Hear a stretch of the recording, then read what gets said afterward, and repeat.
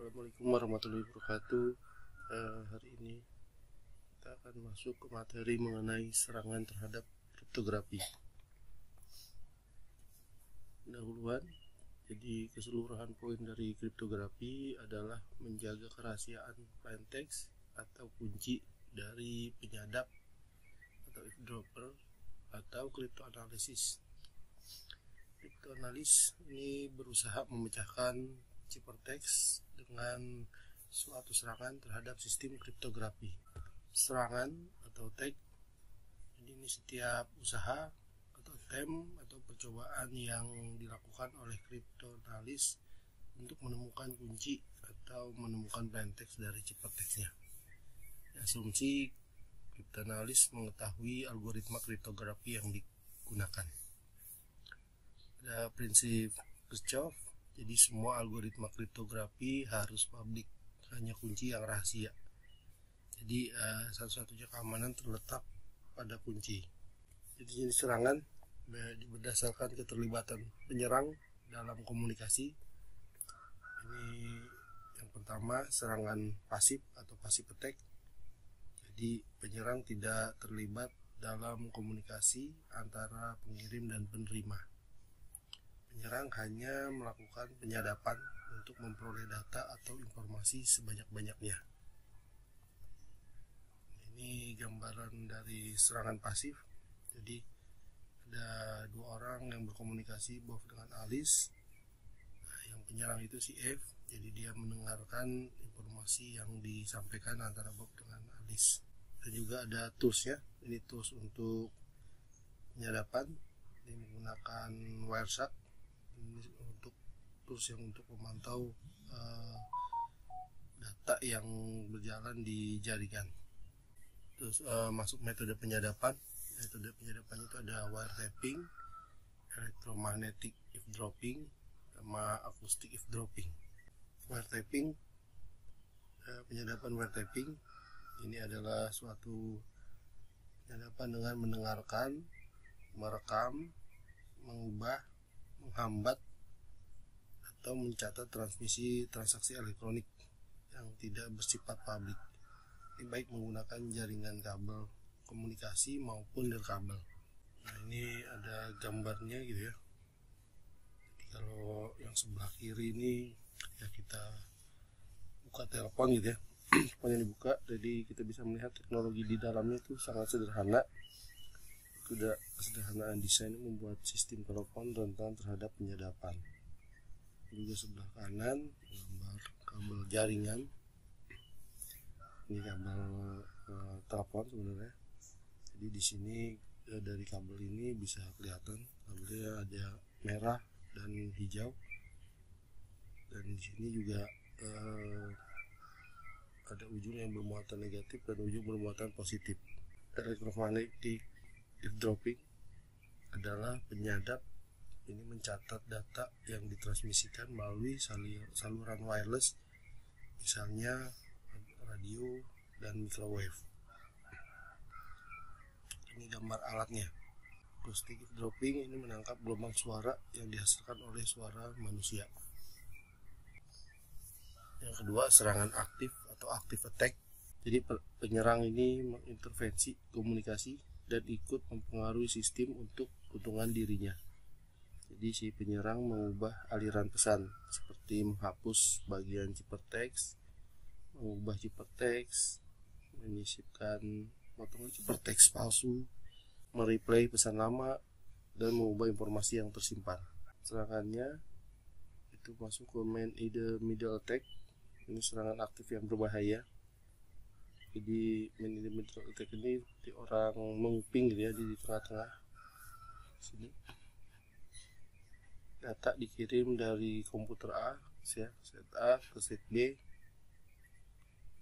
dan penyerang bisa mendapatkan data tersebut dalam perjalanan antara poin A ke poin B atau dalam proses ditransmisi. Ketika ditransmisi, data yang dikirimkan ke B ini harus melewati si attacker dulu baru dikirimkan ke B. Tapi si pengirim dan penerima ini seolah-olah tidak ada tidak ada perwakilannya. Ini serangan man in the middle attack. Ini contohnya misalnya ada user A, user B. Jadi user A itu memiliki public key gitu ya, public key dia kasih dulu untuk komunikasi sebenarnya gitu ya ke B harusnya, tapi karena di tengahnya ini ada main in the middle, jadi dia kasih dulu ke tengahnya ini main in the middle, dan B juga memberikan public key ke main in the middle. Nanti yang respon itu main in the middle, dia ngirimin kalau dia seolah-olah B, dia ngasih padahal public key-nya punya penyerang ke A dan juga ngasih public key-nya punya penyerang ke B. Jadi si A ini merasa kalau dia sudah mendapatkan kunci dari B, dan B juga merasa kalau dia sudah mendapat kunci dari A. Nah, main middle tag dia ada juga di bidang e-commerce.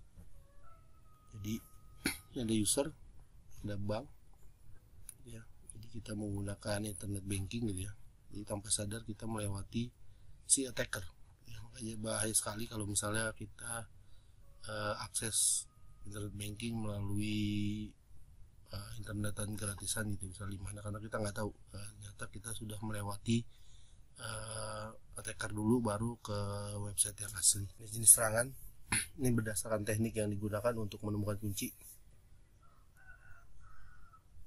Ada acoustic attack atau brute force attack. Jadi ini mengungkapkan plain text atau kunci dengan mencoba semua kemungkinan kunci, dan serangan ini pasti berhasil menemukan kunci jika tersedia waktu yang cukup. Nah, ini ada tabel waktu yang diperlukan untuk key search. Jadi kalau ukuran kunci 16 bit, ini kemungkinan kuncinya ada 2 pangkat 16 atau 65.536. Lama waktu untuk 10 pangkat 6 percobaan per detik ada 32,7 milidetik, dan lama waktu untuk 10 pangkat 12 percobaan per detik ada 0,0327 mikrodetik. Jadi kalau ukuran kuncinya 16 bit ini cepat sekali ya. Biasanya kuncinya harus ini ada sampai 128 bit, ini sampai tahunan. Jadi solusinya kriptografernya harus membuat kunci yang panjang dan tidak mudah ditebak. Analytical attack, jadi ini menganalisis kelemahan algoritma kriptografi untuk mengurangi kemungkinan kunci yang tidak mungkin ada. Jadi caranya memecahkan persamaan-persamaan matematika yang diperoleh dari definisi suatu algoritma kriptografi yang mengandung ubah-ubah yang merepresentasikan plain text atau kunci. Nah, metode analytical attack biasanya lebih cepat menemukan kunci dibanding dengan positive attack. Jadi solusinya untuk serangan ini, kriptografer harus membuat algoritma kriptografi yang kompleks. Data yang digunakan untuk menyerang sistem kriptografi, yang pertama itu ciphertext only, no plain text and corresponding ciphertext. Yang ketiga JSON plain text dan corresponding ciphertext. Yang keempat JSON ciphertext dan corresponding plain text. Berdasarkan tersedia data tadi, ciphertext only text ini adalah serangan. Ciphertext only text adalah teknik kriptoanalisis yang mengharuskan kriptoanalisis menemukan kunci hanya dari teks sandi yang diintersepsi dengan menggunakan berbagai metode penyandian, dan kata duga dapat diketahui terlebih dahulu.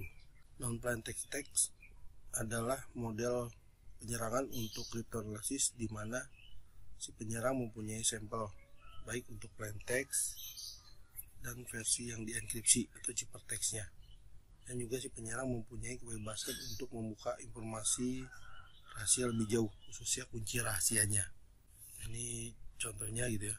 Jadi ada pesan yang formatnya struktur, ini membuka peluang untuk menerka plain text dari ciphertext yang sesuai. Misalnya di sini from dan to di dalam email.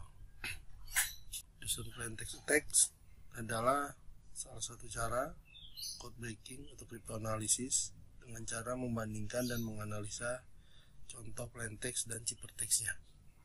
Ini yang mana JSON plain text. Jadi cryptanalysis satu ini mengubah pin, lalu memasukkan pin ke ATM.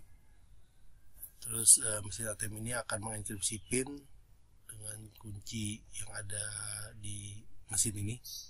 K gitu ya, lalu mengirimkan ciphertext ke komputer bank.